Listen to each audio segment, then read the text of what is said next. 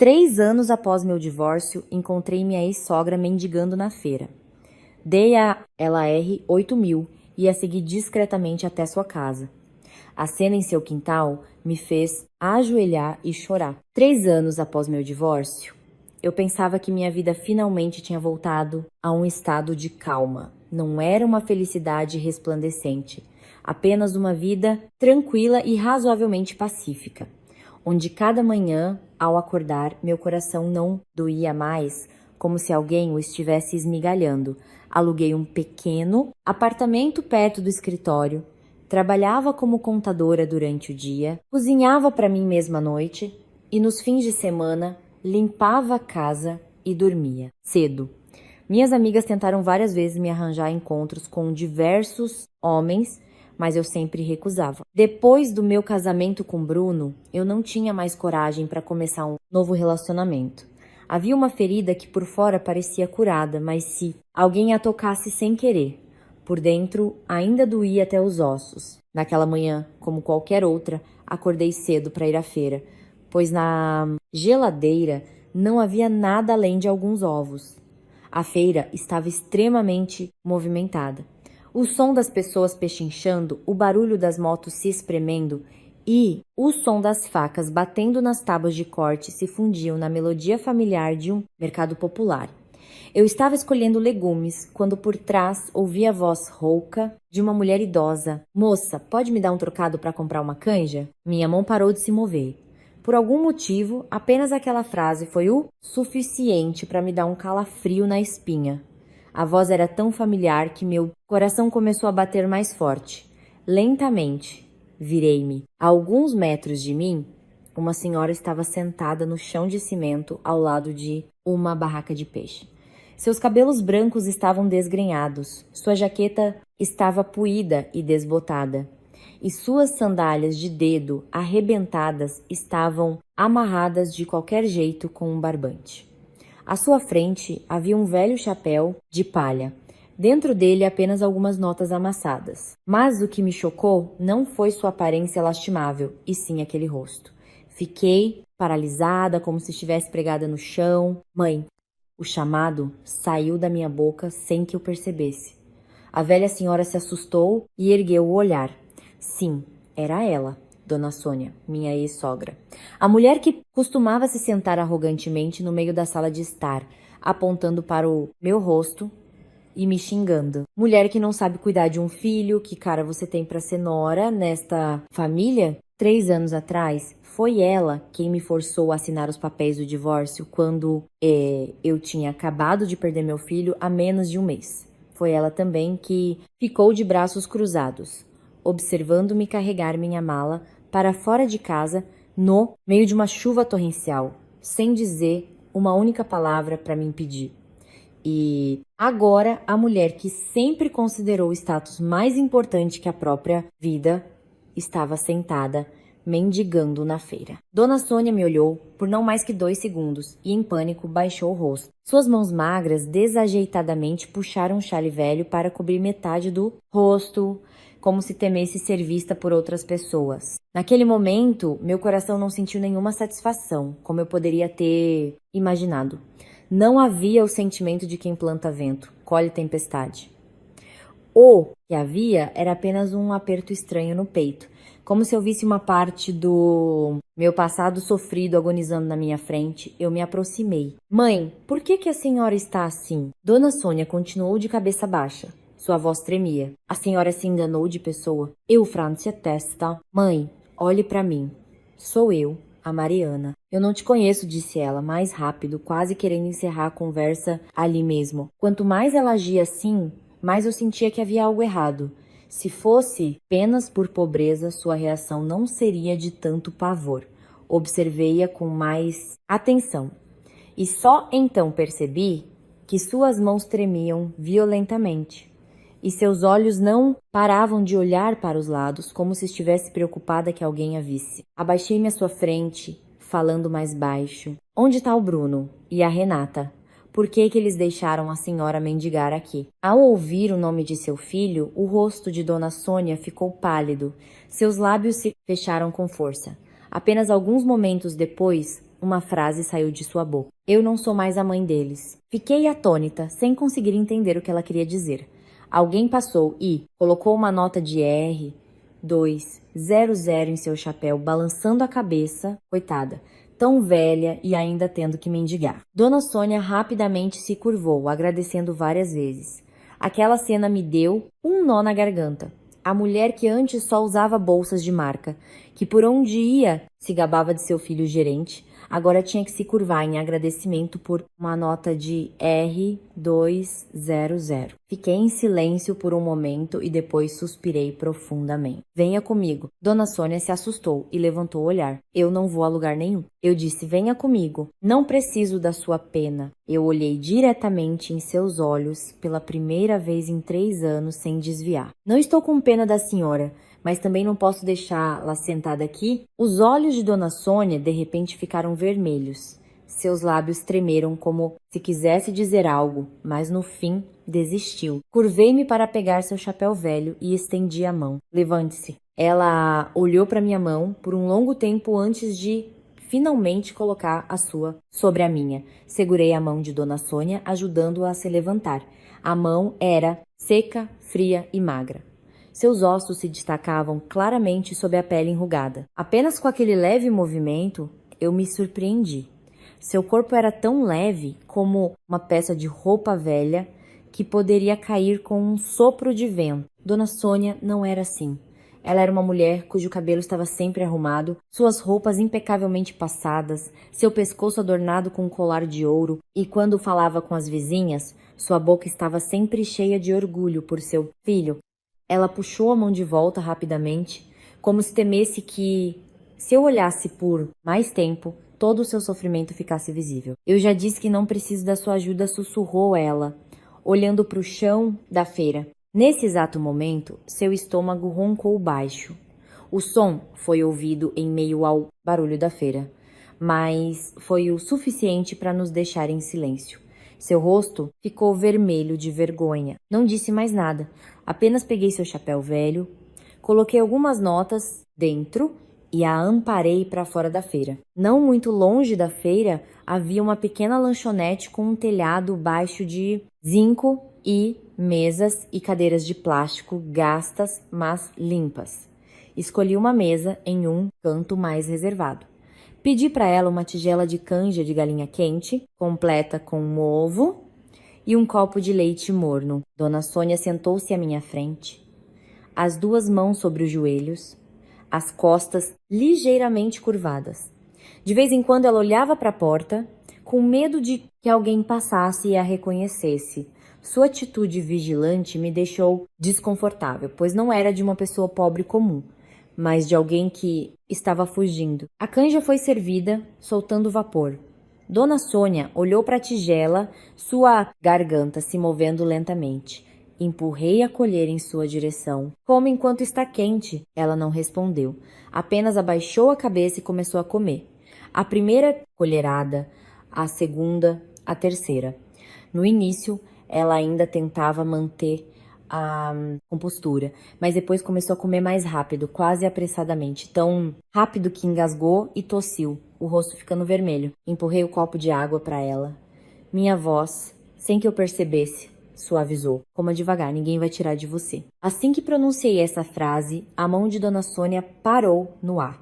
Ela me olhou de relance e depois baixou a cabeça. Seus olhos ficaram vermelhos. Talvez ela não esperasse que depois de tudo o que aconteceu eu ainda pudesse falar com ela naquele tom. Ela pegou o copo de água, bebeu um gole e o engoliu como se engolisse toda a vergonha que sufocava sua garganta. Você não precisa ser boa comigo, disse ela com a voz rouca.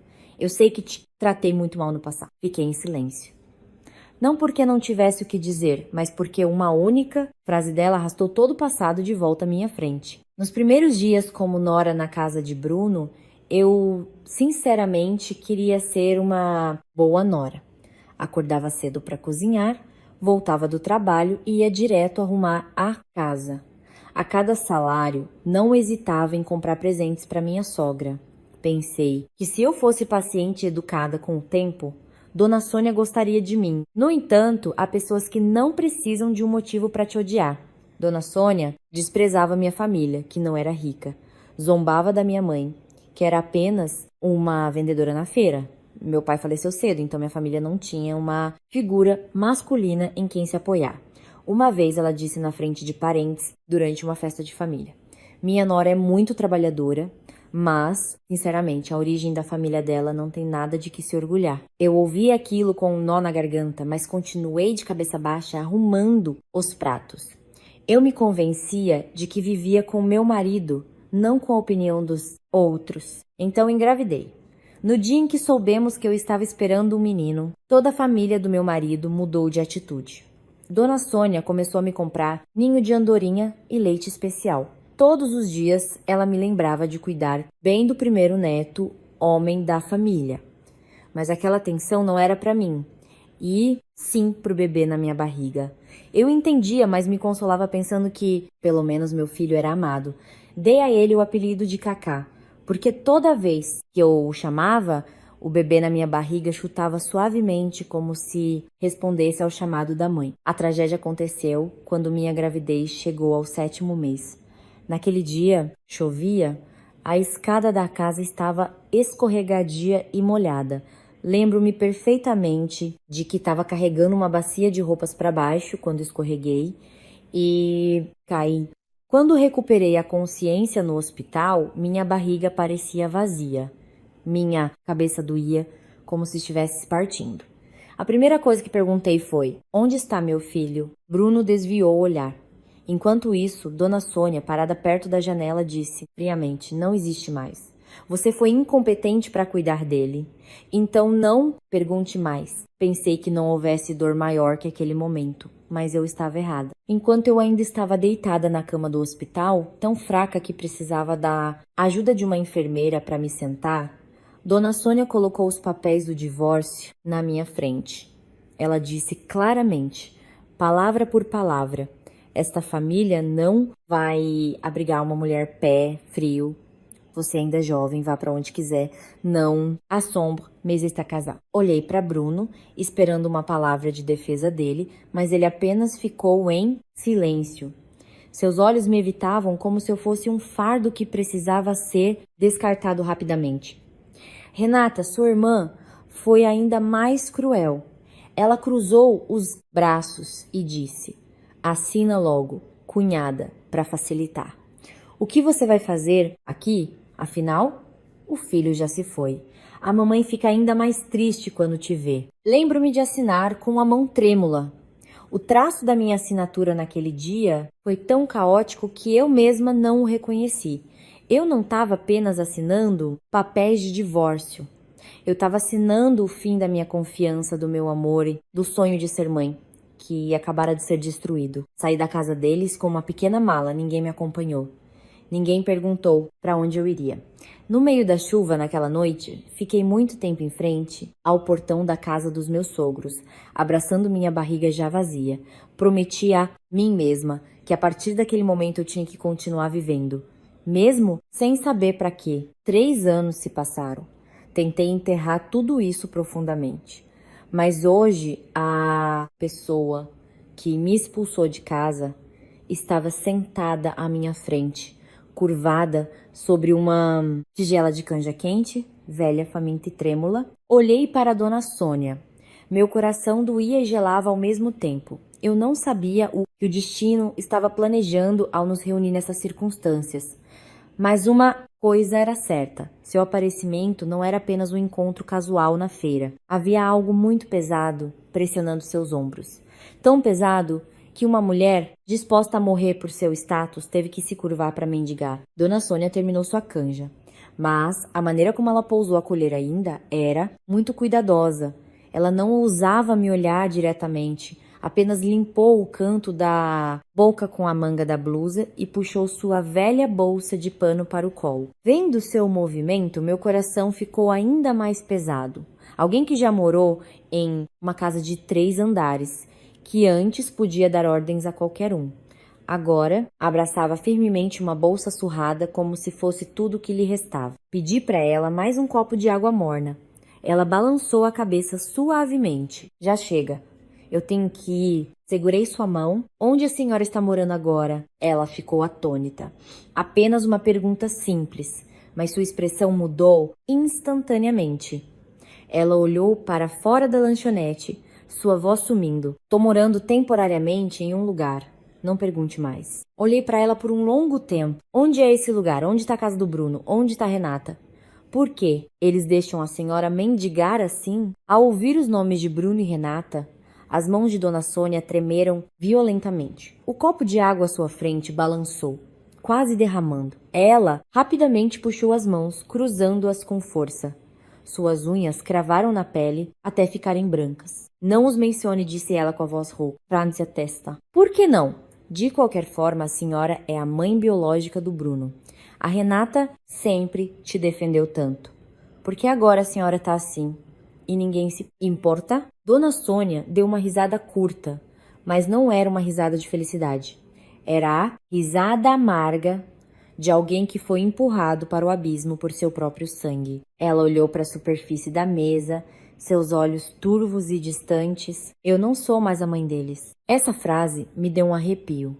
Eu já tinha ouvido muitas palavras cruéis dela, mas nunca ouvi falar de seus filhos com um tom de desespero como aquele. Eu ia perguntar mais, mas Dona Sônia se levantou apressadamente. Talvez ela temesse que eu insistisse. A bolsa de pano na cadeira foi puxada com pressa, fazendo seu conteúdo cair no chão de cerâmica. Abaixei-me para ajudar a pegar, mas minha mão parou imediatamente. No chão havia uma cartela de antitérmico infantil, uma pequena caixa de leite para bebês de 1 a 3 anos e um velho carrinho de brinquedo, vermelho, com uma das rodas faltando. Meu coração pareceu parar de bater. Levantei o olhar para ela. Para quem são essas coisas, mãe? Dona Sônia parecia ter sido pega em flagrante, fazendo algo proibido. Ela arrancou a cartela de remédio da minha mão, pegou a caixa de leite e o carrinho, colocou-os de volta na bolsa e a abraçou com força contra o peito. Não é nada. Alguém me deu. Só estou guardando. Olhei diretamente em seus olhos. Alguém te deu remédio e leite de criança para a senhora guardar? Ela evitou meu olhar. Seus ombros tremiam. Não pergunte mais, por favor. As duas palavras, por favor, saindo da boca de Dona Sônia, me deixaram sem reação. A mulher que uma vez me fez ajoelhar na sala de estar para pedir desculpas por derrubar uma tigela de sopa. A mulher que uma vez disse que eu não era digna de ser mãe. Agora, ela abaixava a voz para me implorar. Sua atitude, na verdade, levantou um grande ponto de interrogação na minha cabeça. Alguém com tanta fome a ponto de mendigar por uma canja, por que teria leite de criança na bolsa? Alguém sem teto, por que ainda compraria antitérmico para um bebê e aquele carrinho velho? Para que ela guardaria isso se não houvesse uma criança pequena por perto? Senti que por trás das roupas esfarrapadas e da aparência miserável, havia mais do que apenas pobreza. Havia um segredo bem guardado e Dona Sônia estava usando o resto de suas forças para escondê-lo. Eu não a forcei a responder. Peguei meu celular e abri o aplicativo do banco. Vendo isso, Dona Sônia entrou em pânico, acenando com as mãos. O que você vai fazer? Perguntei o número da conta dela. Ela continuou balançando a cabeça. Não precisa. Não quero aceitar seu dinheiro. Olhei para ela. Minha voz baixou. Mãe, não mendigue mais na feira. Independentemente do nosso passado, não quero ver a senhora morrer de fome na rua. Seus lábios se fecharam, os olhos ficaram vermelhos. Mas ela continuou a recusar. Eu não mereço sua ajuda. Se merece ou não, é problema meu, disse eu com firmeza. Diga o número da sua conta. Ela ficou em silêncio por um longo tempo. Talvez pela fome, pelo cansaço, ou porque dentro de seu coração havia algo mais importante que o orgulho. Finalmente, tremendo, ela me disse uma sequência de números. Fiz um Pix de R, 8.000. Quando a notificação de transação bem-sucedida apareceu, Dona Sônia olhou para a tela do meu celular como se não pudesse acreditar. Mas ela não parecia feliz ou aliviada. Pelo contrário, suas lágrimas de repente caíram.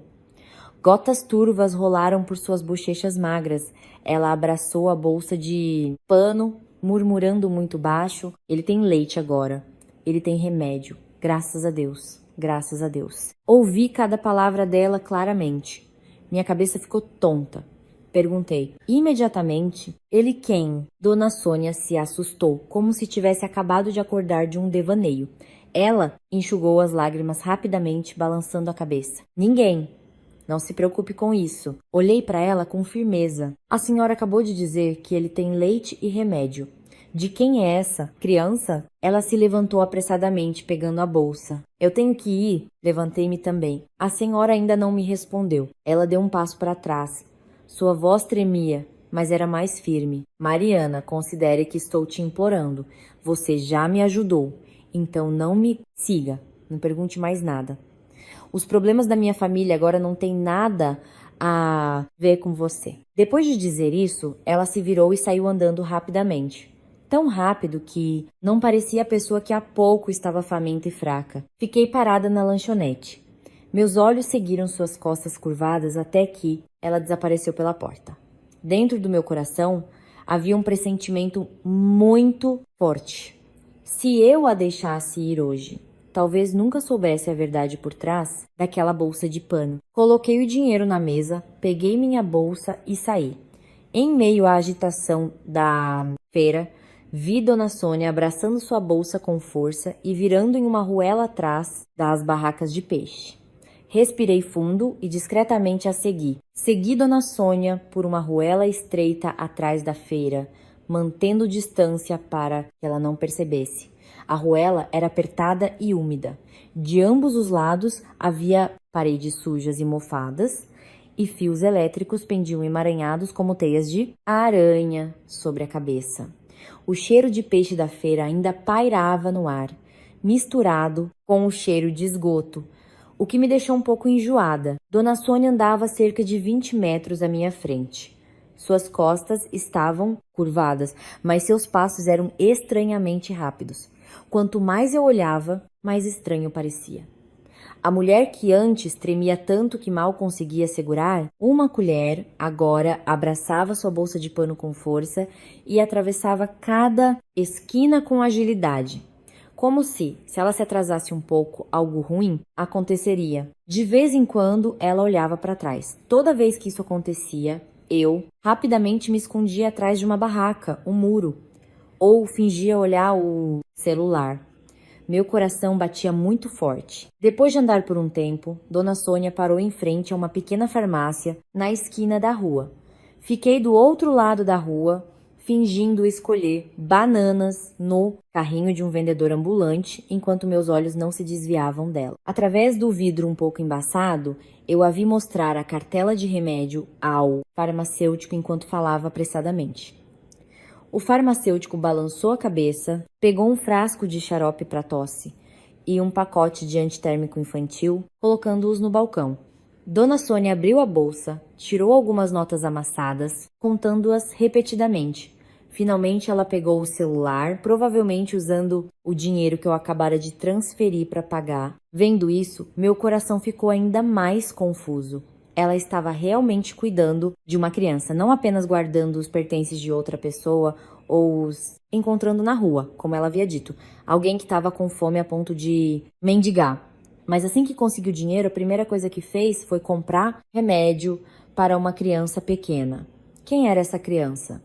O filho de Renata, seu sobrinho, ou uma criança que ela encontrou. Centenas de perguntas giravam na minha cabeça, mas nenhuma conseguia acalmar a batida do meu coração. Depois da farmácia, Dona Sônia andou mais um pouco e parou em um restaurante, simples à beira da estrada.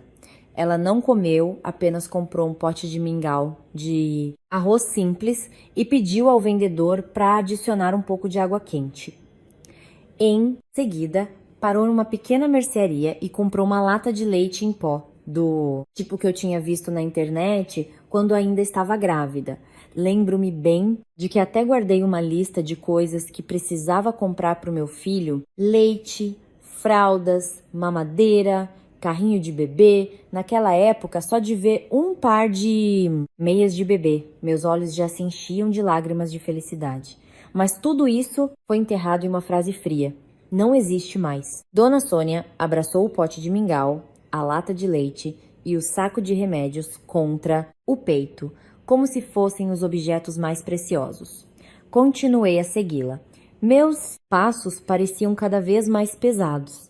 Meu pressentimento se tornava mais forte. Não era mais apenas curiosidade, mas como se um fio invisível me puxasse em direção a uma verdade que eu queria e ao mesmo tempo temia conhecer. Finalmente, ela virou em uma viela ainda mais profunda. Este lugar era muito diferente da feira movimentada lá fora. As casas aqui eram pequenas e velhas.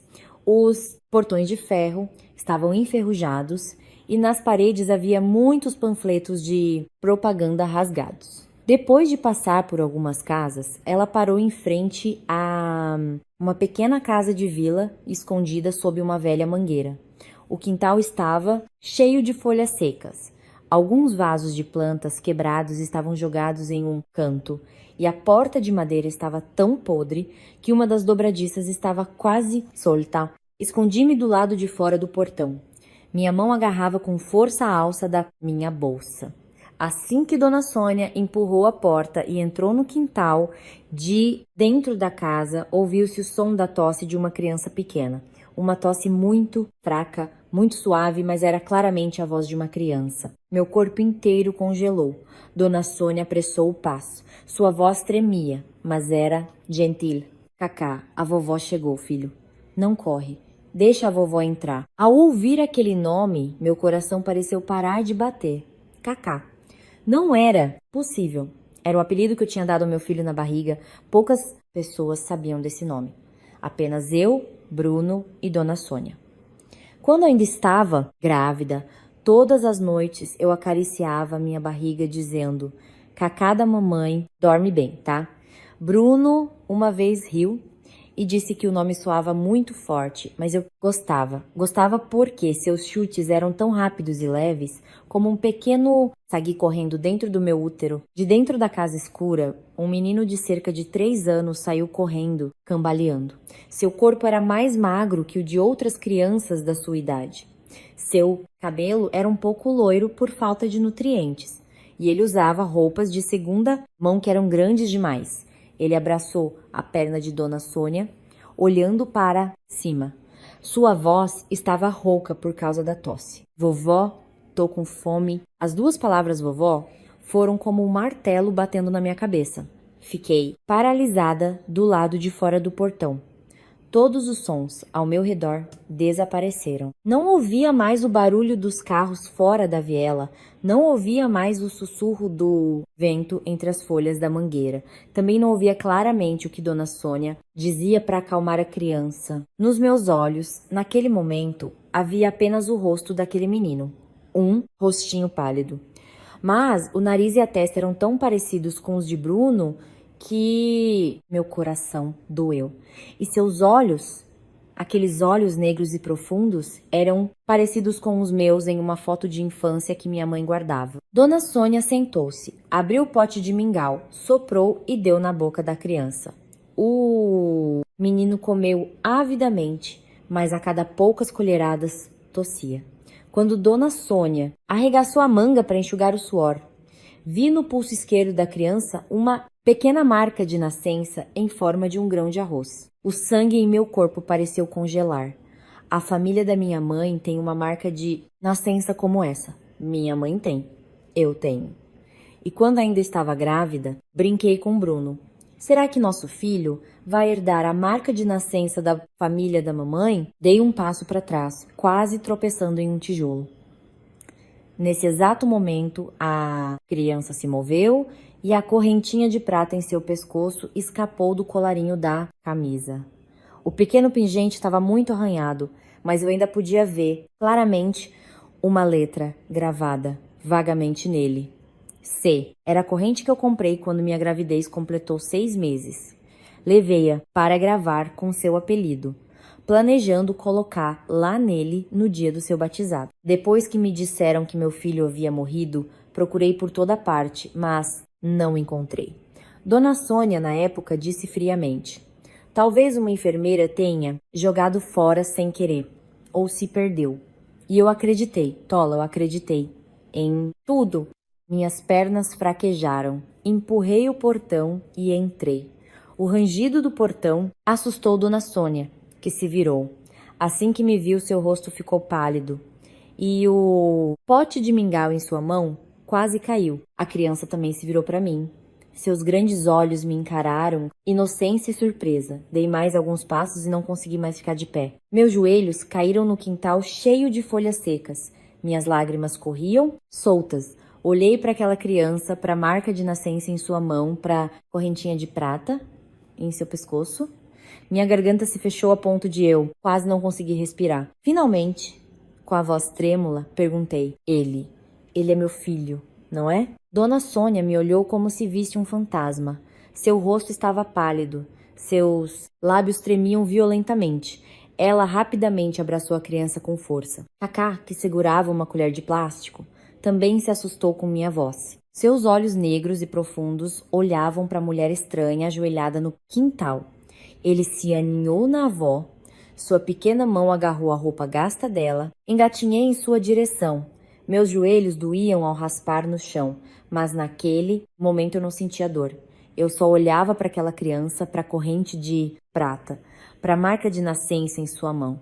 Meu corpo inteiro tremia. Naquele ano, meu filho não morreu, não é? Perguntei, com a voz embargada: o que vocês fizeram com meu filho? Dona Sônia recuou, abraçando a criança com mais força. Mariana, acalme-se primeiro. Eu ri. As lágrimas continuavam a cair. Calma, mãe, a senhora me pede calma? Como? Por 3 anos vivi como uma morta-viva, pensando que meu filho estava morto. Por 3 anos me culpei. Sonhava todas as noites com o choro do meu filho. E agora meu filho está na minha frente e a senhora me pede para ter calma? Cacá ficou com medo e começou a chorar. Seu choro era como uma faca cortando o meu coração. Parei imediatamente, tentando engolir o aperto no peito. Essa criança não tinha culpa. Ele era muito pequeno para entender por que os adultos sofriam tanto. Estendi a mão, mas não ousei tocá-lo, com medo de assustá-lo. Com a voz trêmula, sussurrei: Cacá. Seu nome é Cacá, não é? A criança olhou para mim. As lágrimas ainda se acumulavam em seus olhos. Ele se virou para Dona Sônia, como se perguntasse se podia responder. Dona Sônia abaixou a cabeça. Suas lágrimas caíram sobre o cabelo ralo da criança. Pela primeira vez em anos, eu a vi chorar de verdade. Não um choro para culpar ou forçar, mas um choro de culpa tão pesada que era insuportável. De repente, Dona Sônia se ajoelhou na minha frente. Uma de suas mãos ainda abraçava Cacá, a outra agarrava o chão empoeirado. Ele é seu filho, disse ela, engasgada. Ele é seu filho com o Bruno. Naquele ano, ele não morreu. Meus ouvidos zumbiam. Embora meu coração já suspeitasse, ouvir a confissão diretamente dela fez meu mundo desabar. Levei a mão ao peito ofegante. Minha boca repetia, como uma louca: não morreu. Meu filho não morreu. Dona Sônia soluçava. Quando você caiu da escada, teve um parto prematuro. A criança era muito fraca. Teve que ficar na incubadora. O médico disse que se fosse bem cuidada, ainda havia esperança de vida.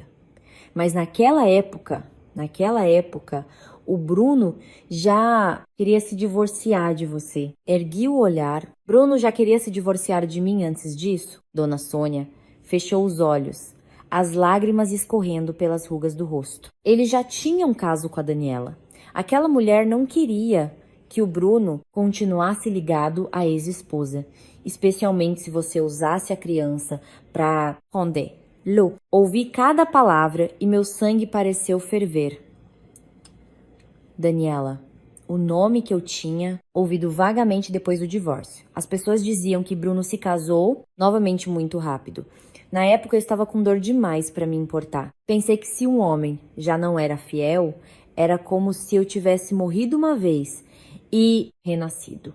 Mas nunca imaginei que por trás do divórcio houvesse um cenário planejado enquanto eu ainda estava deitada na cama do hospital. Dona Sônia continuou, com a voz entrecortada. Bruno e Renata tinham medo que se você soubesse que a criança estava viva, não assinaria os papéis do divórcio. Eles disseram: deixa acreditar que a criança morreu. Ela vai acabar superando.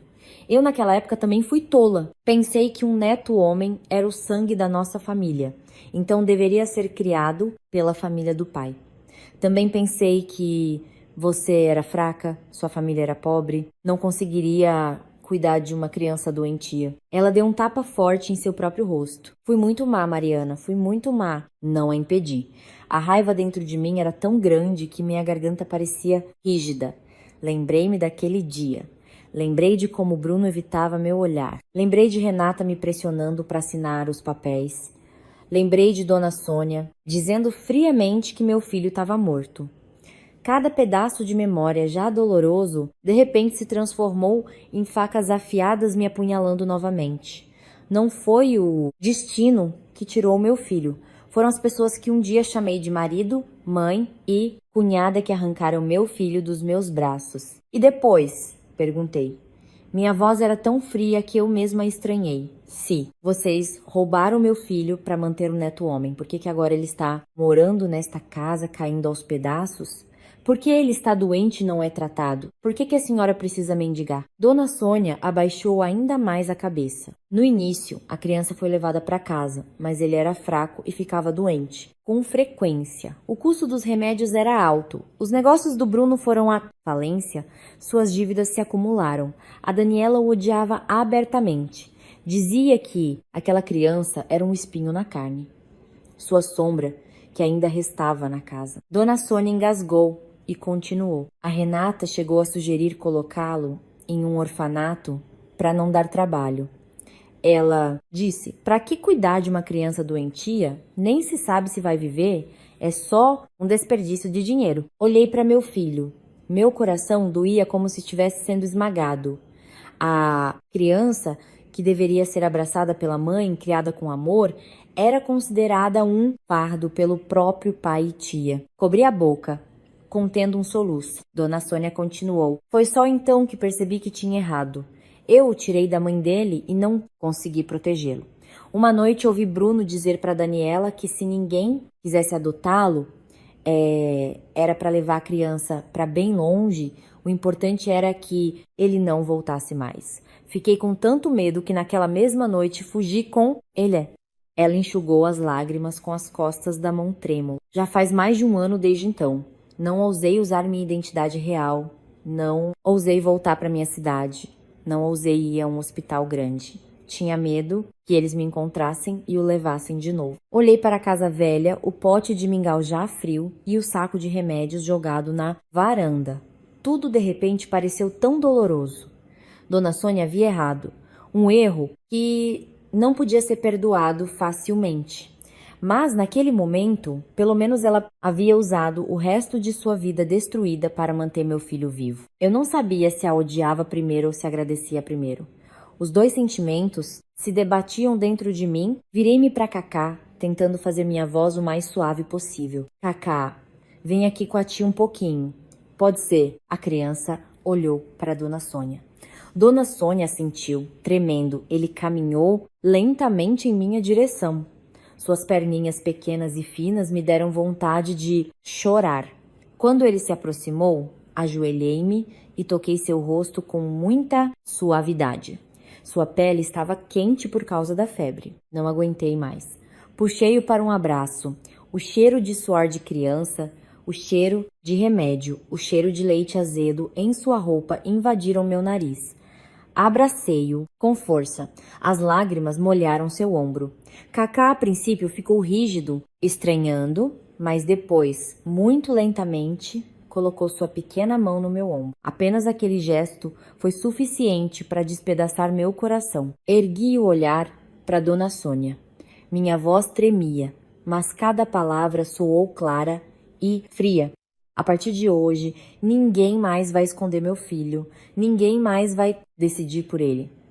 E as pessoas que o tiraram de mim, eu vou fazê-las pagar. Eu pensei que tinha perdido meu filho 3 anos atrás. Não imaginava que quem o roubou de mim foram as pessoas que um dia chamei de família.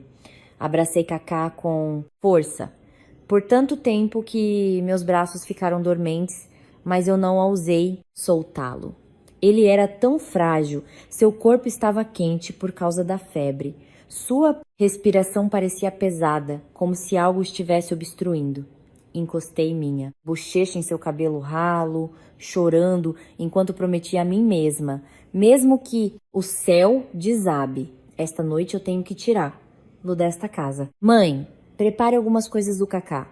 Vou levá-lo embora agora, disse eu, tentando manter a voz calma. Dona Sônia, sentada no chão, se assustou e ergueu o olhar. Não, Mariana, não vá agora. Virei-me, olhando para ela com firmeza. Por que não? Já encontrei meu filho de volta. A senhora ainda quer escondê-lo aqui até quando? Ela balançou a cabeça. Suas mãos tremiam, agarrando a roupa. Não é que eu queira escondê-lo mais, mas o Bruno. Ele é perigoso. Se ele souber que você encontrou o Cacá, ele não vai ficar quieto. Ri friamente. Que direito ele tem? Ele mentiu pra mim dizendo que meu filho estava morto. Ele roubou meu filho por 3 anos. Agora vou levá-lo embora. Quem vai ousar me impedir? Dona Sônia olhou para o portão com um olhar cheio de medo. Você não sabe como ele está agora. Ele não é mais o Bruno de antes. Ele tem muitas dívidas, é pavio curto. Seus amigos são gente de má índole. Se ele souber que o Cacá está aqui. Antes que ela terminasse de falar, do final da viela ouviu-se o som de uma moto parando abruptamente, seguido pelo grito de um homem que ecoou até o quintal. Mãe, abre a porta! O rosto de Dona Sônia ficou pálido. A tigela de mingau na varanda foi derrubada por ela e se quebrou no chão. O mingau branco se espalhou entre as folhas secas. Ela gaguejou. Ele chegou. Instintivamente abracei Cacá com mais força. A criança também se assustou com um grito. Ele passou os braços ao redor do meu pescoço. Seu corpo tremia. Eu podia sentir seu medo, que era muito familiar. Como se ele já tivesse ouvido aquela voz muitas vezes em seus pesadelos. O portão de madeira foi arrombado com um barulho alto. Bruno entrou primeiro. Sua camisa estava amassada, seu rosto mostrava raiva. Atrás dele estava Renata, minha ex-cunhada, com sua atitude arrogante e inalterada. Só que seu rosto agora estava mais frio e calculista. Atrás deles havia 2 homens tatuados. Um segurava um cigarro ainda aceso. O outro olhava ao redor da casa. Assim que me viu, Renata arregalou os olhos e apontou para o meu rosto. Sua assombração. Você seguiu a mamãe até aqui? Olhei para ela. Todo o ódio de 3 anos pareceu se acumular na minha garganta. Mas antes que eu pudesse responder, Bruno olhou para a criança em meus braços. Ele ficou em silêncio por um momento. Seus olhos mostraram surpresa. Depois, rapidamente, se tornaram frios. Me dê essa criança. Apenas essas poucas palavras fizeram meu coração parecer ser esmagado. Nenhuma explicação, nenhum pedido de desculpas, nem um pingo de culpa diante da mulher que ele enganou até perder o filho. Abracei Cacá com mais força. Minhas palavras saíram trêmulas, mas claras. Vocês disseram que meu filho estava morto. Vocês são mentirosos. Me enganaram por 3 anos. Bruno sorriu com desdém. Chega de drama, com quem ele fica não importa. O importante é que você não tem o direito de ser a mãe dele. Fiquei atônita. O que você diz? Ele deu um passo à frente.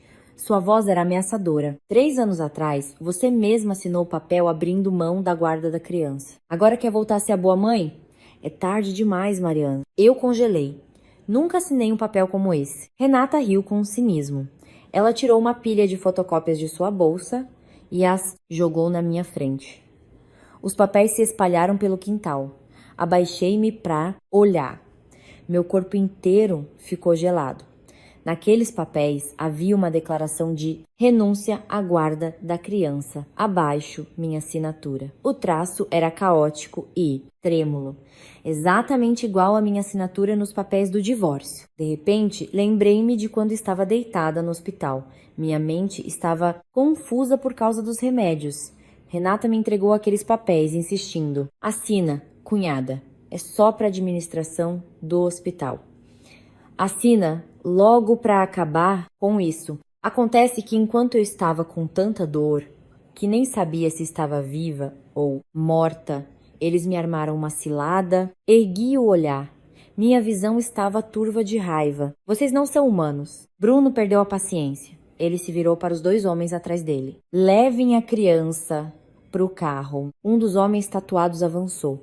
Sua mão áspera se estendeu em direção a Cacá. A criança gritou de medo, abraçando meu pescoço com força. Mamãe, não me deixa, mamãe. As 2 primeiras palavras, mamãe, deixaram minha mente em branco. Não consegui pensar em mais nada.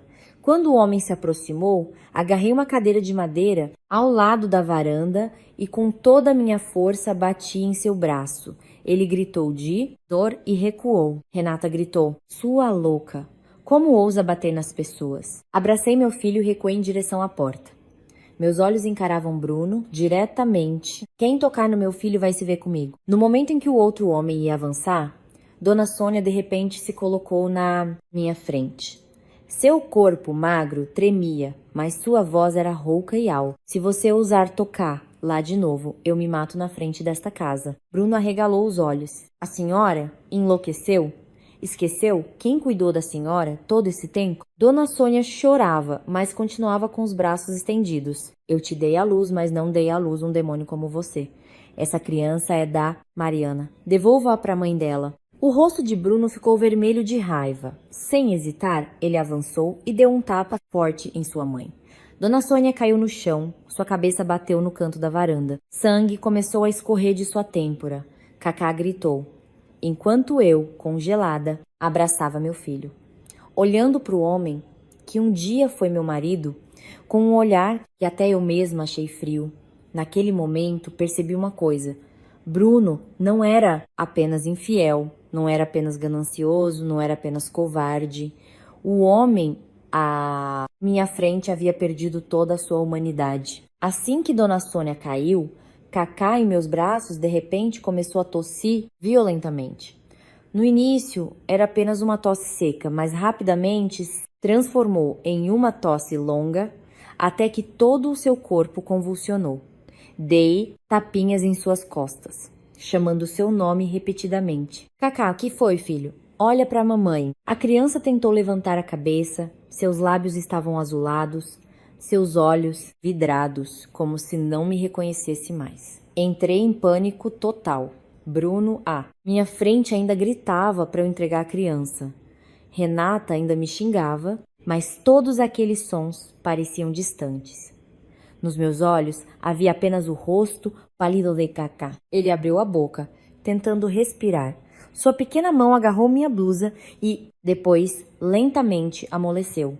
Sua cabeça pendeu sobre meu ombro. Cacá, meu grito rasgou o silêncio do quintal.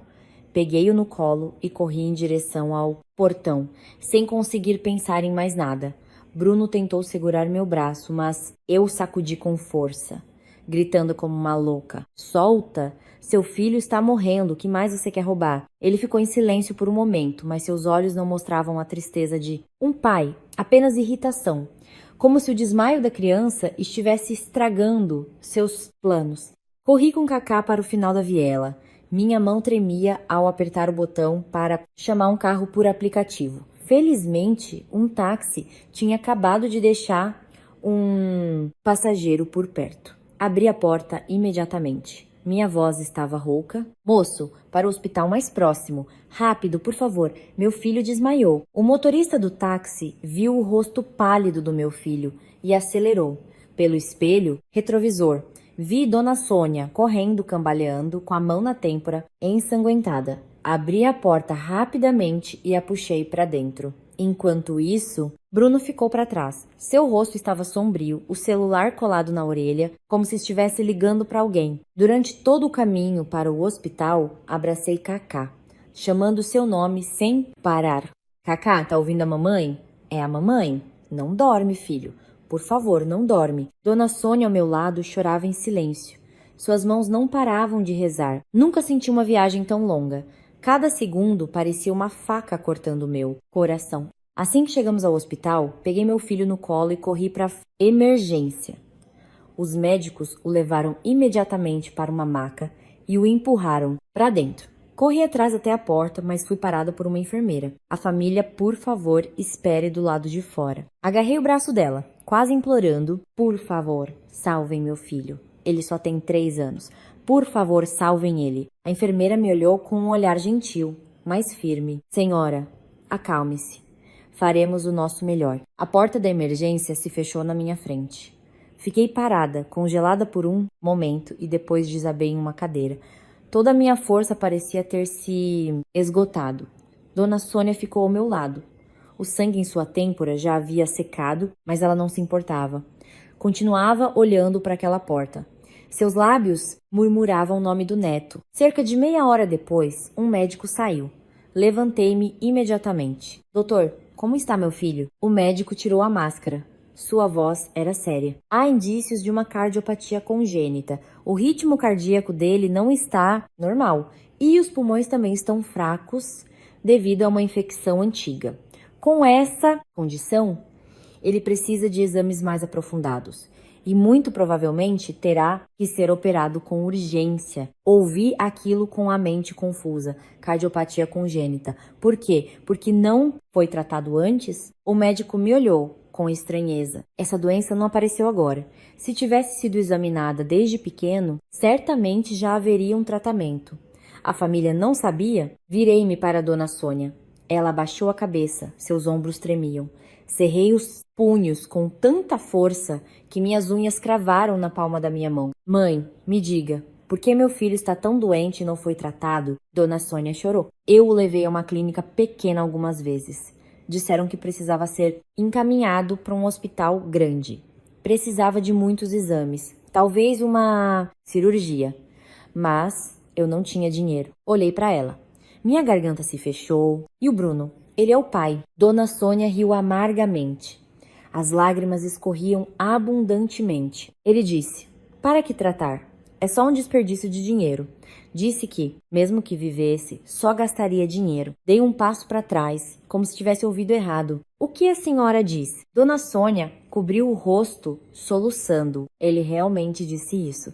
Disse que a criança era fraca, que cuidar dele por um dia já era um desperdício de custo.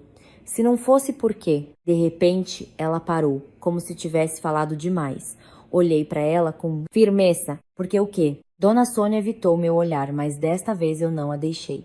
Segurei seus ombros com força. Minha voz se tornou fria. A senhora já chegou até aqui. Diga tudo. O Bruno manteve meu filho não por amor, não é? Tremendo, ela ergueu o olhar. Apenas depois de um tempo, ela falou. Suas palavras pareciam presas na garganta. Antes do pai do Bruno morrer, ele deixou uma quantia em dinheiro e a casa grande para o primeiro neto, homem da família. O total é quase 2 milhões. Eu congelei. Dona Sônia continuou, com a voz entrecortada. No testamento está escrito claramente: a criança deve permanecer viva até os 5 anos. Só então o guardião legal poderá cuidar dos documentos para receber a herança em seu nome. O Cacá este ano só tem 3 anos, ainda faltam 2 anos. Senti um calafrio percorrer minha espinha. As peças do quebra-cabeça na minha cabeça começaram a se encaixar cruelmente. Bruno não manteve meu filho por amor de pai. Ele o manteve como se guarda um bilhete de loteria esperando o dia do sorteio. Perguntei com uma voz que mal reconheci. Então, ele não queria se livrar da criança, mas também não queria tratá-la. Dona Sônia sentiu. As lágrimas continuavam a cair. A Renata várias vezes mandou colocá-lo em um orfanato para não dar trabalho, mas o Bruno não quis. Ele disse que ainda precisava da criança viva por mais 2 anos. Dona Sônia soluçou. Eu ouvi ele dizer para Daniela na sala de estar. Disse: tenha paciência, cuide dele por mais 2 anos. Quando a casa e o dinheiro forem nossos, pode jogá-lo onde quiser. Senti minha visão escurecer. Minhas mãos estavam cerradas com tanta força que sangravam sem que eu percebesse. Pensei que Bruno era cruel por me trair, por esconder meu filho. Mas só agora eu entendia que sua crueldade não tinha limites. Ele não considerava Cacá como um filho, ele o considerava um ativo que ainda não havia vencido. A porta da emergência se abriu. Uma enfermeira empurrou a maca de Cacá para fora. Em seu rosto havia uma pequena cânula de oxigênio. Ele estava deitado em silêncio. Seu rosto pálido, seus cílios úmidos por lágrimas que ainda não haviam secado. Aproximei-me, tocando sua mãozinha fria.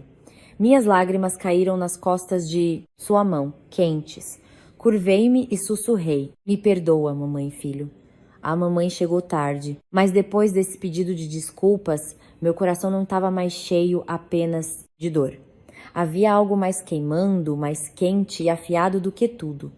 Pela primeira vez na minha vida, eu realmente queria que alguém pagasse por seus erros até o fim.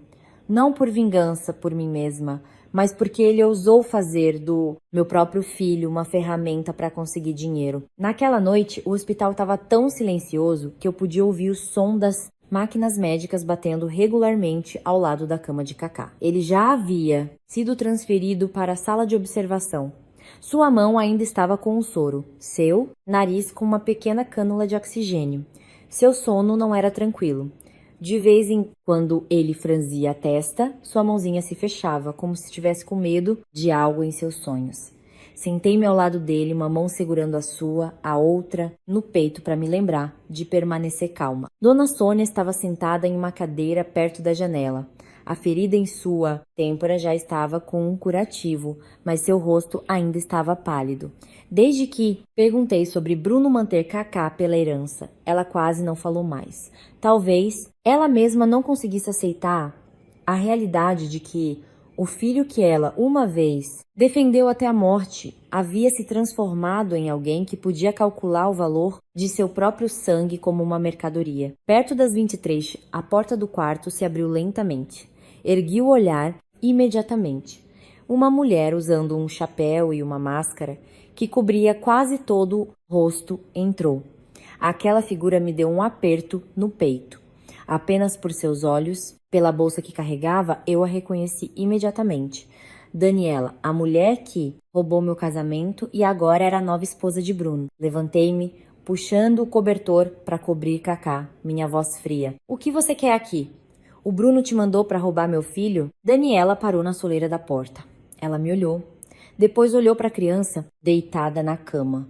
Seus olhos por trás da máscara pareciam vermelhos e cansados, muito diferente da imagem arrogante que eu imaginava.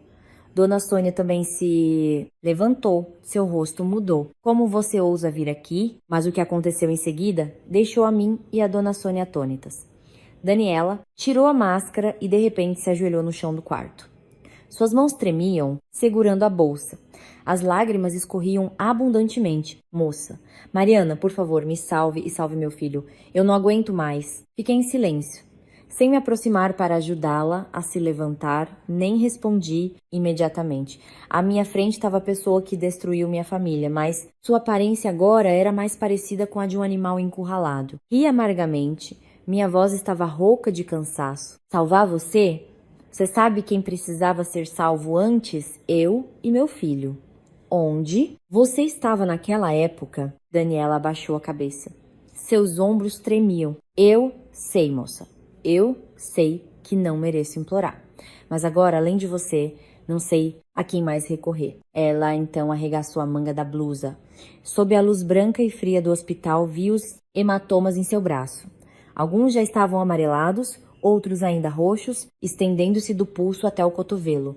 Dona Sônia cobriu a boca com a mão. Meu Deus! Daniela riu com ironia. A senhora está chocada?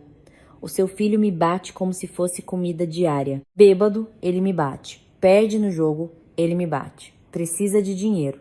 Também me bate. Uma vez eu estava com febre.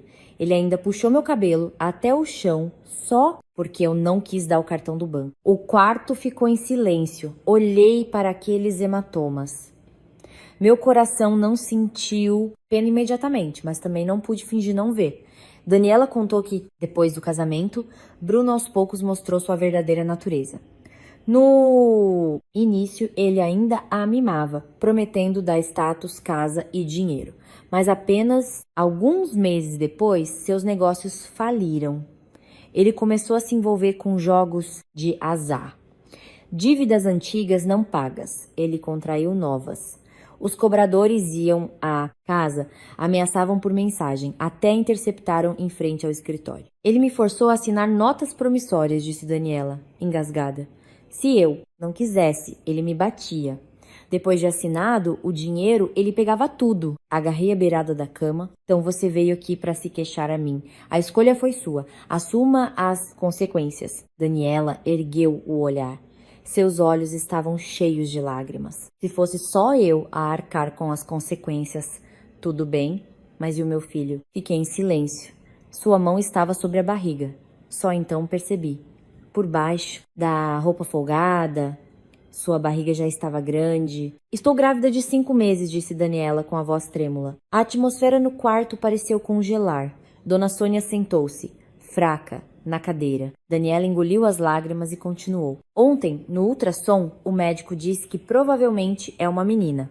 O Bruno ouviu e jogou um copo na sala de estar.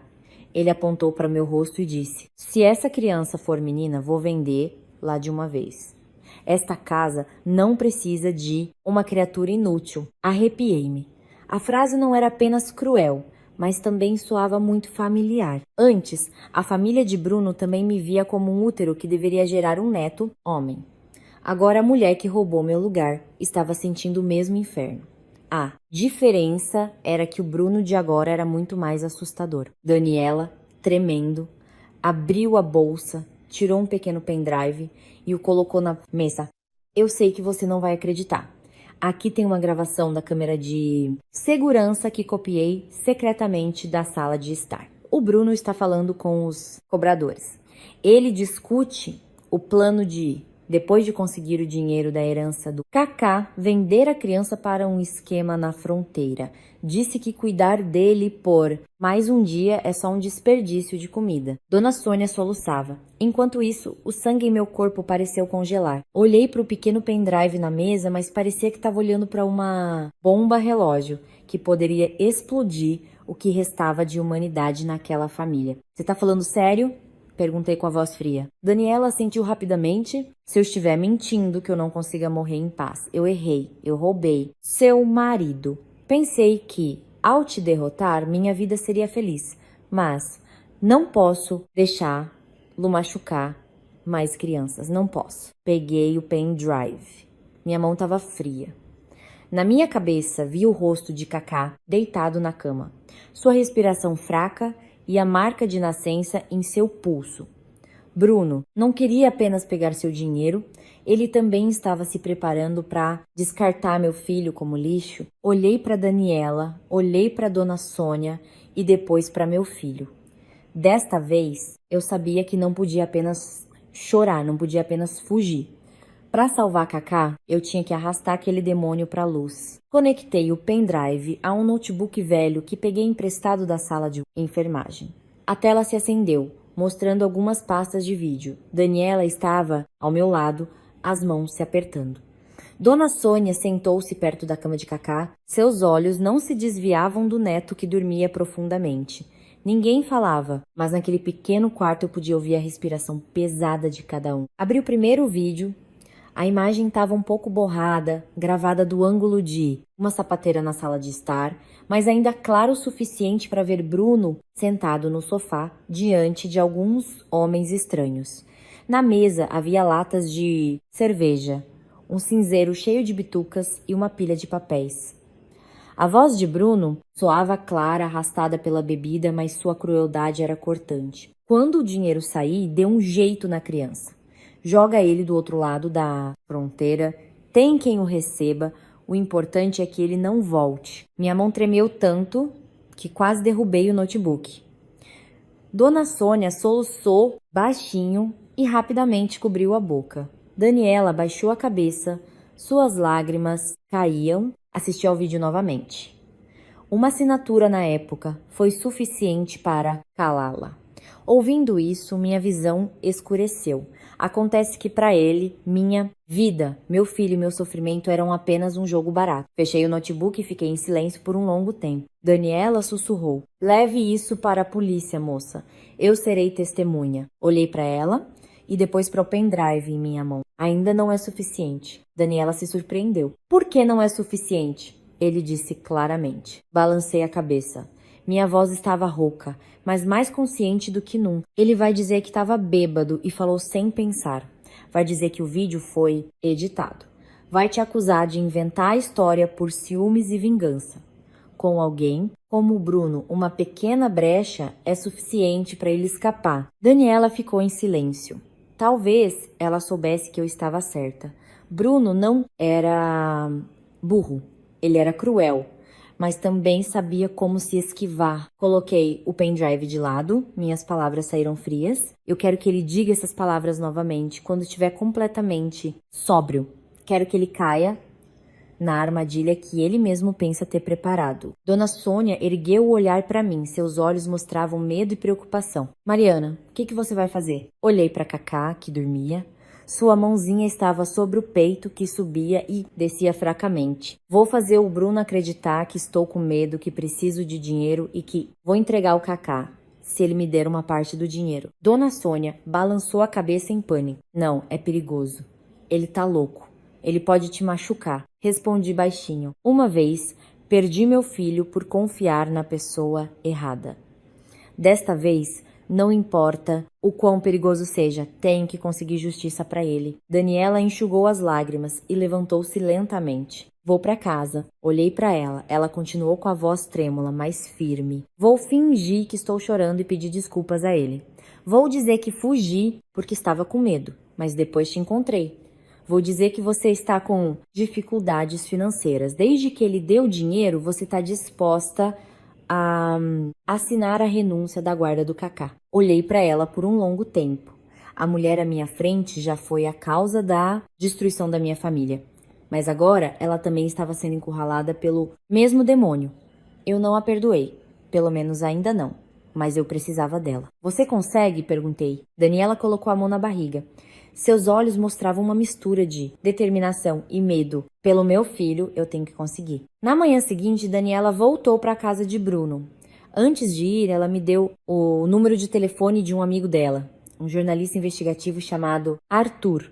Disse que Arthur já ajudou várias mulheres vítimas de violência doméstica a coletar provas. Depois te mandou a localização. Se acontecer alguma coisa, ele sabe a quem denunciar. Assenti e salvei o número. Além disso, preparei secretamente um celular reserva, um power bank e uma conta antiga em uma rede social.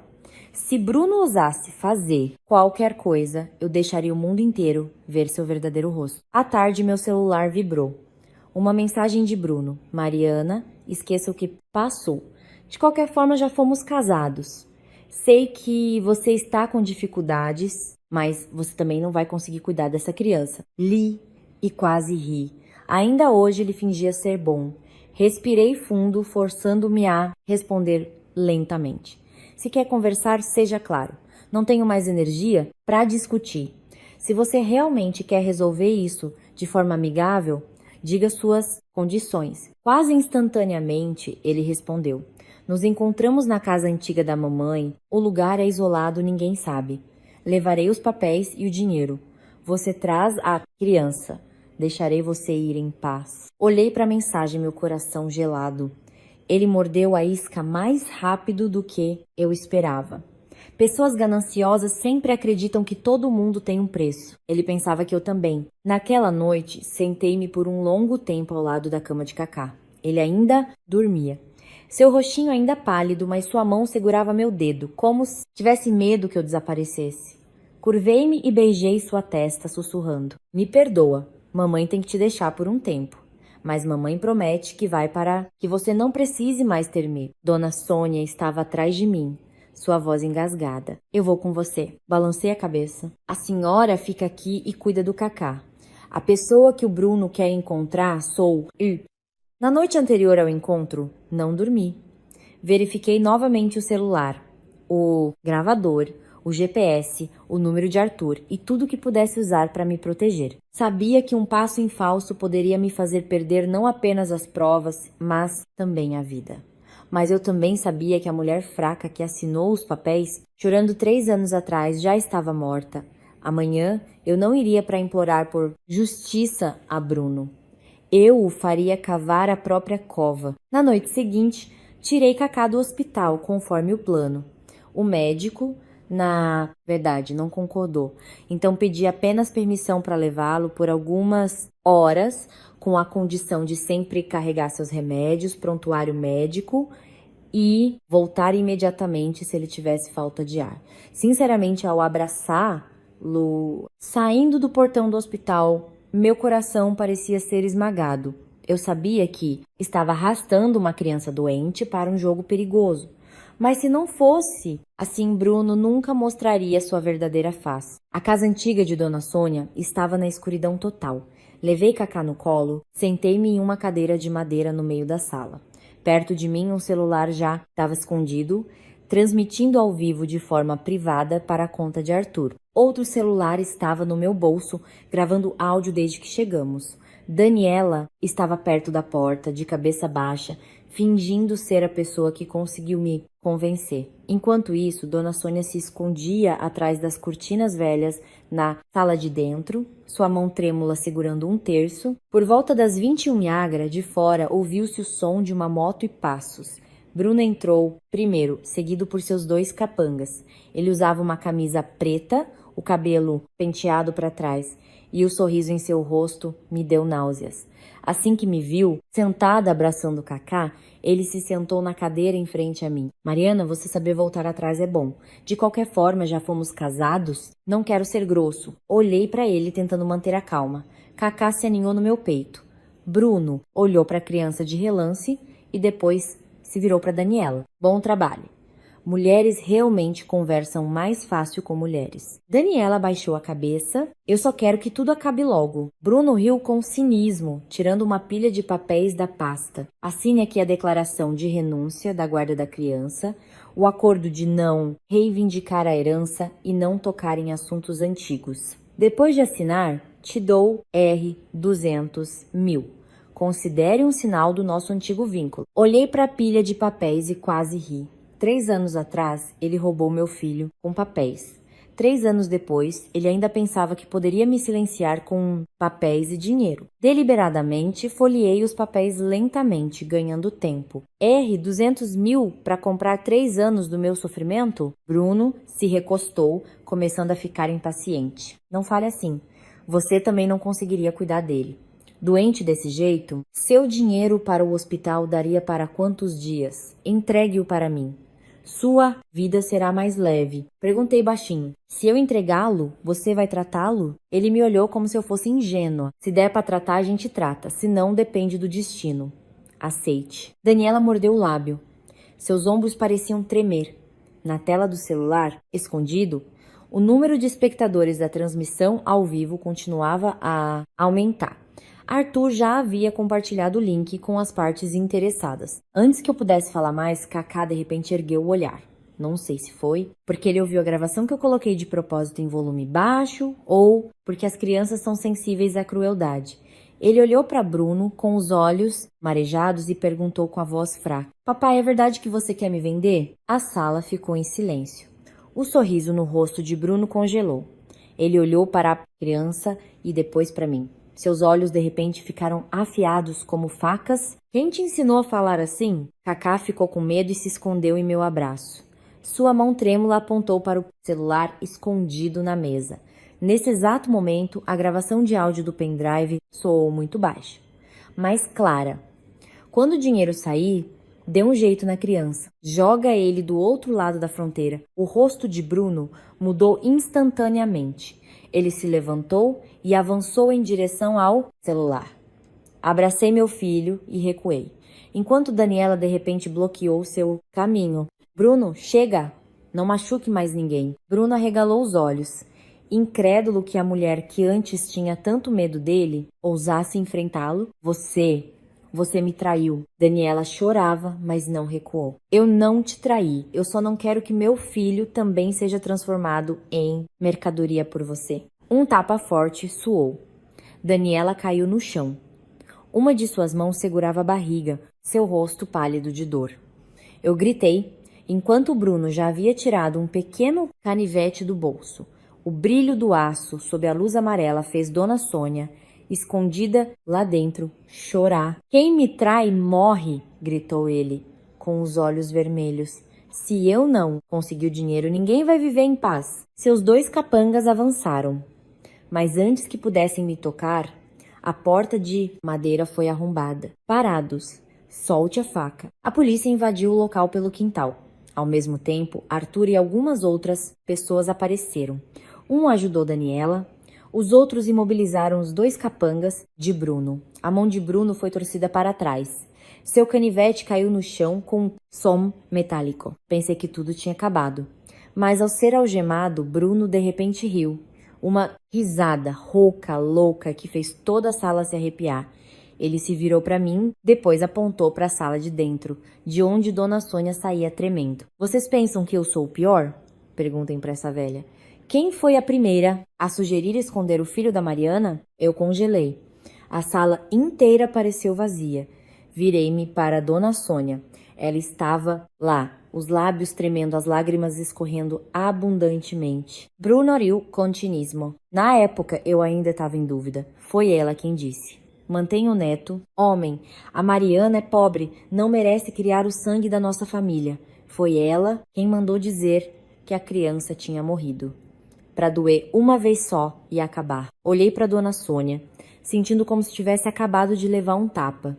Ela caminhou, cambaleando, e se ajoelhou na minha frente. Suas mãos agarraram minhas pernas. Seu choro explodiu. A mãe errou. A mãe tá pagando pelo karma, Mariana. Naquela época, a mãe foi egoísta. A mãe teve medo de perder o neto.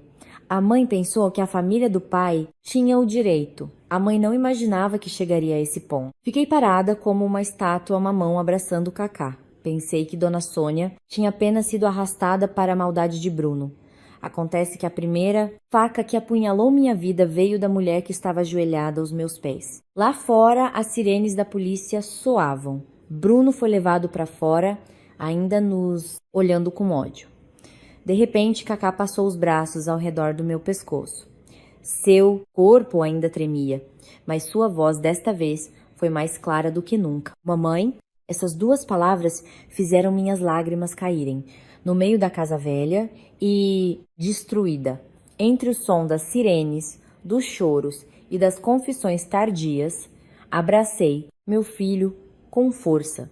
Eu não sabia se ainda poderia perdoar alguém, mas eu sabia que a partir daquele momento ninguém mais poderia tirar meu filho de mim. Levei Cacá de volta ao hospital quase de manhã.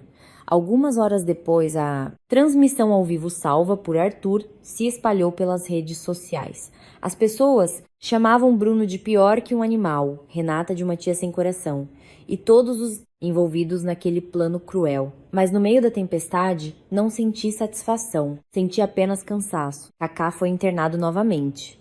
Ele dormia profundamente. Sua mãozinha ainda segurava meu dedo. Sentei-me ao lado dele. Minha mente estava vazia. Bruno estava detido, Daniela protegida. Dona Sônia sentava-se no corredor como uma alma perdida. Pensei que depois daquela noite eu poderia respirar aliviada, mas o destino ainda não permitiu. Na manhã seguinte, o médico me chamou em sua sala. Ele colocou uma pilha de documentos na minha frente. A condição cardíaca do seu filho é mais grave do que pensávamos. Ele precisa ser operado dentro de um mês. Minha garganta se fechou. Mas tentei manter a calma. Custe o que custar, eu vou conseguir. O médico me olhou com pena. O problema não é só esse. Ele abriu outro resultado de exame. Encontramos vestígios de sedativos no sangue dele. A dose é pequena, mas parece ter sido administrada por um longo período. Isso pode danificar o cérebro e o sistema nervoso dele. Meu corpo inteiro gelou. Os papéis em minha mão caíram espalhados. Minha mente imediatamente se voltou para Cacá na casa velha, sempre parecendo cansado e lento.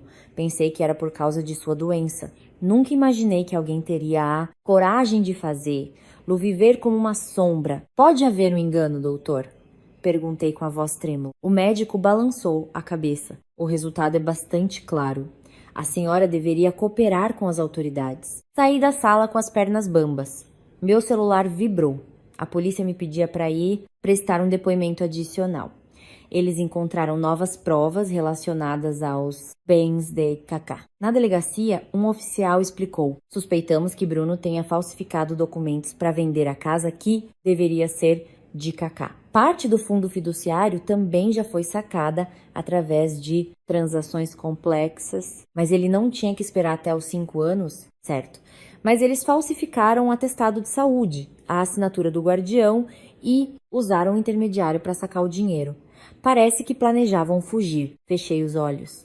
Esse golpe foi mais cruel do que eu imaginava. Eu precisava de dinheiro para salvar meu filho.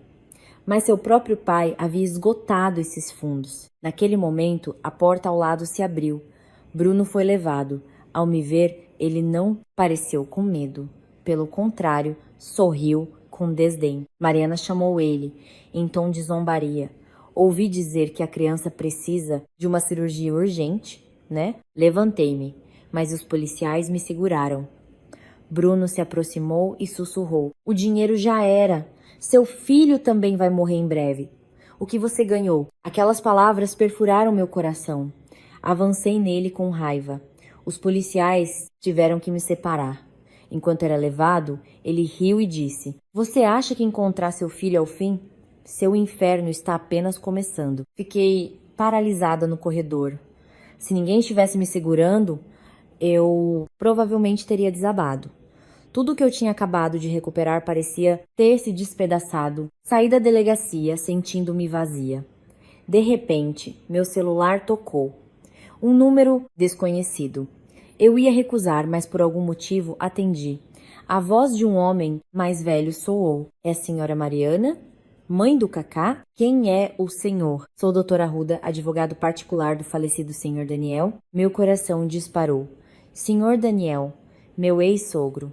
A única pessoa naquela família que já tinha sido gentil comigo, o homem continuou, há um documento que deveria ter chegado às suas mãos há 3 anos. Se a senhora quer salvar seu filho, precisa me encontrar com urgência. Fiquei paralisada, a mão que segurava o telefone estava fria. Doutora Arruda, então, mencionou o nome completo de Cacá, que constava na certidão de nascimento, original, Carlos Daniel, um nome que apenas nós 3 sabíamos. Fui encontrar Lu imediatamente em um antigo escritório de advocacia. Doutor Arruda, um homem na casa dos 60 anos, me recebeu. A senhora é exatamente como o senhor Daniel descreveu, disse ele. Uma mulher forte que suporta a dor, mas uma vez que se levanta, não é facilmente derrubada. Minha garganta se fechou. Ele colocou uma pequena caixa de metal na minha frente, ainda selada com a assinatura do senhor Daniel. Me perdoe, este documento ficou guardado por muito tempo. Depois que o senhor Daniel faleceu, tentei encontrar a senhora, mas a família de Bruno disse que a senhora tinha ido para o exterior e não queria mais ter contato com a criança. Mais uma mentira. Doutora Arruda abriu a caixa. Dentro havia um pendrive e um testamento. Ele reproduziu o vídeo do pendrive. Na tela apareceu o senhor Daniel deitado em uma cama de hospital, magro, mas com os olhos ainda penetrantes. Arruda, disse ele com a voz fraca. Se você está vendo isso, significa que meu tempo está acabando. Já ouvi sobre os planos de Bruno e Renata. Não imaginei que para eles uma criança fosse apenas a chave de um cofre. Ele tossiu e continuou. Eu errei na educação deles. Mudei meu testamento. Todos os bens para meu neto, Cacá, não serão entregues a Bruno ou a ninguém da família deles. A pessoa que o cuidar e proteger até os 18 anos será a guardiã legal dos bens. Ele olhou diretamente para a câmera. Se um dia a Mariana ainda estiver viva e encontrar seu filho, entregue este documento a ela. Ela é a mãe da criança. A dívida da nossa família com ela nunca será paga. Comecei a chorar copiosamente. Acontece que uma pessoa sabia a verdade e tentou deixar uma saída para nós. Doutor Arruda parou o vídeo. A última cláusula é muito importante, disse ele. Se alguém for comprovadamente culpado de abuso, maus tratos ou exploração da criança para ganho pessoal, essa pessoa perderá todos os direitos. Com as provas que a senhora tem, Bruno não tem mais escapatória. No momento em que senti um pouco de alívio, Dr. Arruda tirou outro envelope. Há mais uma coisa que a senhora precisa saber. Ele tirou um resultado de teste de DNA antigo. As palavras no topo levaram alguns segundos para eu entender. Bruno não tem parentesco sanguíneo com o senhor Daniel. O senhor Daniel descobriu isso muito tarde, explicou o Dr. Arruda. Mas quem soube primeiro foi a Renata. Foi ela quem encontrou este resultado e continuou a instigar Bruno a tomar a herança, com medo de que, se a verdade fosse revelada, seu irmão não receberia nada. Sentei-me, congelada.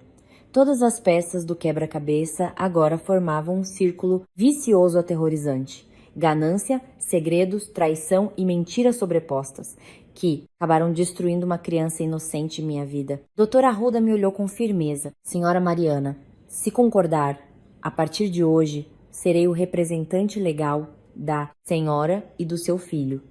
A primeira coisa que faremos é congelar todas as transações suspeitas, restaurar legalmente sua guarda e pedir ao tribunal uma medida de emergência para proteger os bens de Cacá. O mais importante, usaremos este testamento para salvá-lo. Olhei para o nome Carlos Daniel. E então, imaginei meu filho deitado, fraco, no hospital. Pela primeira vez em muito tempo, senti que tinha um apoio real. Não para me vingar, mas para recuperar o que era de direito do meu filho. Ergui o olhar para o doutor Arruda, enxugando as lágrimas. Minha voz estava rouca, mas firme. Eu concordo. Por favor, me ajude a salvar meu filho. 3 dias após o encontro, o processo legal começou. O tribunal aceitou nosso pedido de emergência. O banco congelou todas as transações relacionadas ao fundo fiduciário de Cacá. A notícia se espalhou rapidamente. De alguma forma, Renata descobriu. Naquela mesma noite, meu celular não parou de tocar. Primeiro, mensagens de xingamento. Depois, ligações que não atendi. Em seguida, uma mensagem de voz. A voz de Renata era estridente, cheia de ódio. Solta essa criança. Ele é o sangue da minha família. Você não tem o direito de pegar toda a herança da nossa família. Salvei todas as mensagens como prova, como o doutor Arruda aconselhou. O hospital se tornou nosso único lugar seguro. A data da cirurgia de Cacá já estava marcada. Ele ainda estava fraco, mas às vezes mais consciente. Mamãe, a cirurgia dói? Ele perguntou um dia. Eu sorri. O Cacá vai dormir um pouquinho. Quando acordar, a mamãe vai estar do seu lado. Ele assentiu, obediente. Sua obediência me deixava com o coração ainda mais apertado. Pensei que tudo estava sob controle. Bruno detido, Daniela protegida, Dona Sônia cuidando fielmente do neto. Mas eu subestimei a loucura de Renata. Naquela manhã, chovia fraco. Dona Sônia estava recebendo uma ligação do doutor Arruda lá fora. Enquanto isso, desci à cantina para comprar mingau. Cacá, espera um pouquinho, a mamãe já volta, disse eu. Ele sorriu fracamente e acenou com a mão onde estava o soro. Não imaginei que aquela seria a última cena de paz antes do pesadelo. Fiquei na cantina por não mais de 10 minutos. Ao voltar, a porta do quarto estava aberta. A tigela de mingau em minha mão caiu e se quebrou. A cama do hospital estava vazia. O equipo do soro arrancado à força, o cobertor jogado de lado. O carrinho de brinquedo vermelho de Cacá ainda estava no travesseiro, mas meu filho havia desaparecido. Congelei por um momento e depois corri para o corredor, gritando: Cacá, onde ele está? Onde está meu filho? Dona Sônia se virou, olhou para dentro do quarto e desmaiou. Enfermeiras, familiares de outros pacientes se aproximaram. Eu estava como uma louca, puxando o uniforme de cada enfermeira, perguntando se alguém tinha visto meu filho. A segurança imediatamente verificou as câmeras. Fiquei na sala de monitoramento, minhas mãos agarrando a mesa. A tela mostrava a gravação. Uma mulher com uniforme de enfermeira, usando uma máscara, empurrou uma maca para dentro do quarto de Cacá. Ela fez algo rapidamente, depois pegou meu filho no colo e o colocou na maca, cobrindo-o com um cobertor. Ao passar pela câmera no final do corredor, ela ergueu o olhar por um momento. Era Renata. Ele tem um problema no coração. Meu filho pode morrer. Gritei na sala de segurança. Todos entraram em pânico. A polícia foi chamada, mas Renata havia planejado tudo cuidadosamente. Ela usou uma identidade falsa, um uniforme falso, e saiu pela rota de descarte de lixo. Uma pequena van já a esperava. No meio do caos, meu celular tocou. Uma chamada de vídeo de um número desconhecido. Eu sabia quem era. Assim que atendi, o rosto de Renata apareceu. Seu cabelo estava desgrenhado, seus olhos vermelhos. Atrás dela, um galpão escuro. A câmera então focou em Kaká, amarrado a uma cadeira de plástico. Sua boca estava com fita adesiva, seus olhos cheios de medo. Renata, o que você tá fazendo? Solta ele! Gritei. Ela riu friamente. Seu filho. Quem cuidou dele nesses 3 anos? Nossa família. Agora você vem e quer pegar todo o dinheiro? Que folgada. O que você quer? Traga todos os papéis da herança pra cá. Venha sozinha. Se eu vir a polícia, joga essa criança no rio. Ele é seu sobrinho. E daí? Se eu não posso ter o dinheiro, ninguém mais pode. Antes que eu pudesse responder, Kaká, de repente, teve uma convulsão. Seus olhos reviraram, sua respiração ficou ofegante. Seu rosto começou a ficar azulado. Ele está passando mal. Tira a fita. Deixa ele respirar. Gritei em pânico. Renata também pareceu chocada. Mas depois gritou, traga os papéis aqui, rápido. A chamada foi encerrada. Fiquei no corredor do hospital, minhas mãos tremiam. A polícia me pedia calma, mas a imagem do rosto azul de Kaká me assombrava. Meu filho não tem mais tempo, gritei. Não vou esperar por ninguém. Peguei a pasta com os documentos falsos que o Dr. Arruda havia preparado e corri para o estacionamento. A chuva caía cada vez mais forte. Ignorei os chamados atrás de mim. Eu só sabia que meu filho estava nas mãos de uma louca e cada minuto poderia ser o último. Acelerei, atravessando a chuva em direção ao galpão à beira do rio, cuja localização Renata acabara de enviar. Desta vez, não tinha medo de morrer, só tinha medo de chegar tarde demais, de novo. Dirigi no meio de uma chuva torrencial. Minhas mãos agarravam o volante. A estrada para o galpão à beira do rio estava lamacenta e escorregadia. De longe, vi a luz fraca de uma lâmpada saindo por uma fresta na porta enferrujada do galpão. Parei o carro um pouco distante, coloquei os documentos falsos dentro da minha blusa e desci. O vento frio bateu no meu rosto, mas eu não o senti. Na minha cabeça havia apenas um pensamento. Kaká tinha que viver. Empurrei a porta do galpão, que estava entreaberta. Lá dentro estava escuro e cheirava a mofo. No meio do galpão, sob uma lâmpada pendurada, Renata estava ao lado da cadeira onde Kaká estava amarrado. Em sua mão, uma faca de frutas. Seu rosto estava pálido, seus olhos vermelhos. Kaká me viu e chorou. Mamãe, eu ia correr, mas Renata imediatamente apontou a faca para Kaká. Pare aí, gritou ela. Mais um passo e não garanto que essa criança continue respirando. Parei, levantando as 2 mãos. Renata, eu já cheguei. Os documentos estão comigo. Solte o Kaká primeiro. Ele tem um problema no coração. Ele não vai aguentar. Renata riu histericamente. O problema de coração dele não é da minha conta. Mesmo que ele viva, qual a utilidade dele além de pegar todo o dinheiro para si? Vi o ódio em seus olhos. Não era mais apenas ganância, mas uma inveja que já havia apodrecido. Ela apontou para Kaká. Desde que ele nasceu, a mamãe o elogiava. O papai deixou a herança para ele. O Mano Bruno o manteve por causa do dinheiro. E eu sou a filha mulher, sou o lixo. Lentamente, coloquei os documentos sobre um caixote de madeira. Ninguém te mandou machucar uma criança para provar sua existência. Você sabe o quê? Gritou ela. A vida inteira ouvi que filha mulher um dia vai com o marido. A herança da família é para o filho homem. A mamãe gostava mais dele do que de mim. O papai morreu e deixou tudo para ele. Ele mal nasceu e já tinha tudo. Enquanto eu tenho que lutar por cada real, sua voz estava embargada, cheia de rancor e desespero. Mas a faca em sua mão não se moveu. Tentei ganhar tempo. Sabia que a polícia estava a caminho? De repente, de fora, ouviu-se o som de passos.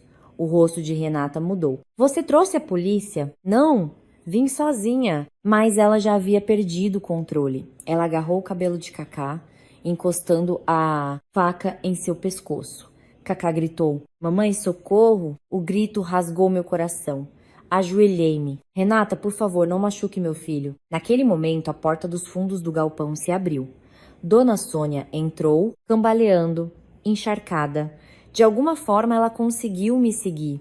Ela olhou para Renata, depois para Kaká. Seu rosto estava pálido. Renata, solta a faca, filha. Renata ficou atônita por um momento. Depois riu com cinismo. A mamãe também veio. Ótimo, todos reunidos. Dona Sônia se ajoelhou diante da filha. A mãe errou. Tudo foi erro da mãe. A mãe valorizou demais o neto homem. A mãe foi tola. A mãe te machucou e machucou a Mariana também. Se você odeia alguém, me odeie, me esfaqueie, mas solte essa criança. Ele não tem culpa, filha. Renata chorava, mas seu choro soava aterrorizante. Se a mamãe não tivesse sido parcial, eu não seria assim. Aos seus olhos, eu sempre perdi para essa criança. Dona Sônia se arrastou para mais perto. Mãe implora, filha. A mãe já perdeu o filho homem. Não deixe a mãe perder a filha também. Solta a faca. Ainda há tempo. Renata balançou a cabeça. A mão que segurava a faca tremia violentamente. É tarde demais. Ninguém vai ter nada. Ninguém vai viver em paz. De repente, ela moveu a faca em direção a Cacá.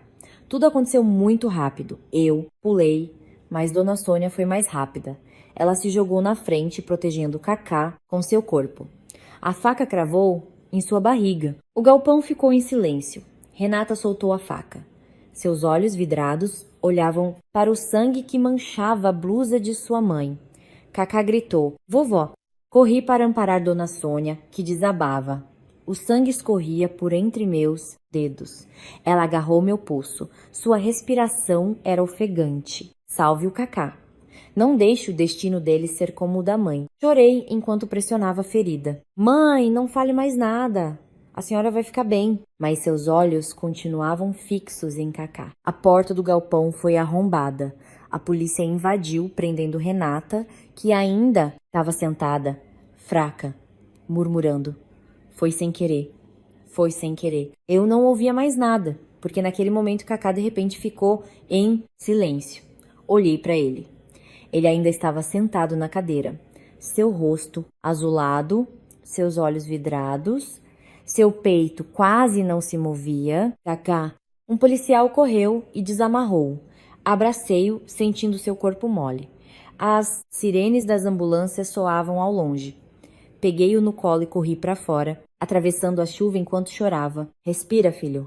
É a mamãe. Respira. Naquela noite, em meio ao som das sirenes e ao piscar das luzes azuis e vermelhas, eu só podia abraçar meu filho com força, implorando a Deus que não o levasse de mim, mais uma vez. A ambulância chegou ao hospital com a sirene ensurdecedora. Corri seguindo a maca, chamando o nome de Cacá repetidamente.